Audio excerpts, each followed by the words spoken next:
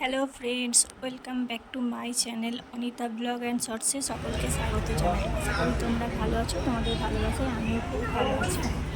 আজকে হলো জ্যৈষ্ঠী মাসের প্রথম মঙ্গলবার।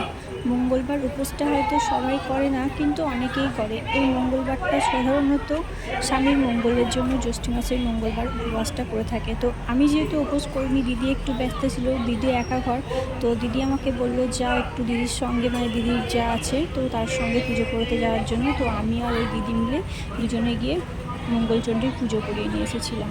দেখো এদিকে পুজো হচ্ছে, তোমরা দেখতে থাকো ভিডিওটা।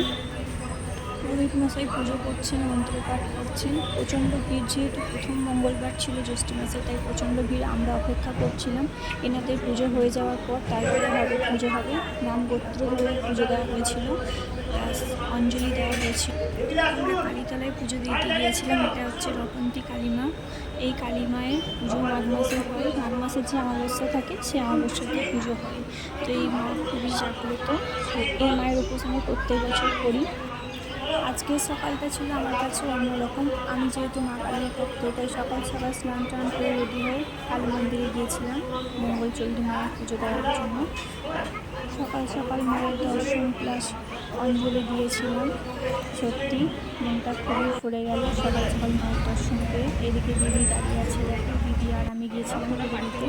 তো এনাদের পুজো দেওয়া হলে তারপর আমরা পুজো দেবো, তোমরা দেখতে থাকো।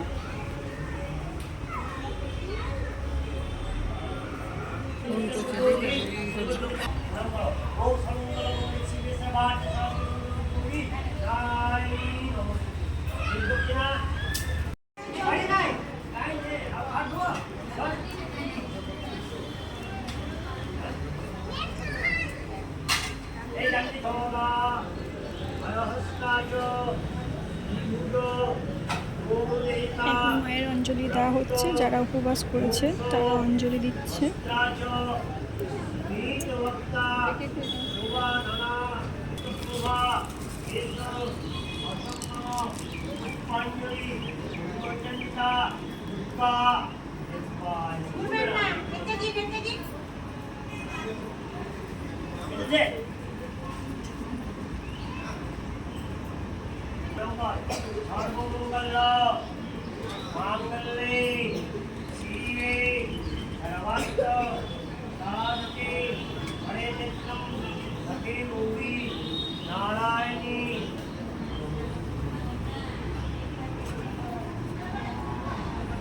পুজো দেওয়া আমাদের সম্পূর্ণ হলো, অঞ্জলি দেওয়া হয়েছিল। এরপর প্রসাদ বিতরণের পর আমরা এই মায়ের মন্দিরের সামনে ধূপ মোমবাতি দিয়েছিলাম, প্লাস পাশে একটা শিব মন্দির ছিল, এই শিব মন্দিরে আমরা ধূপ মোমবাতি দিয়েছিলাম।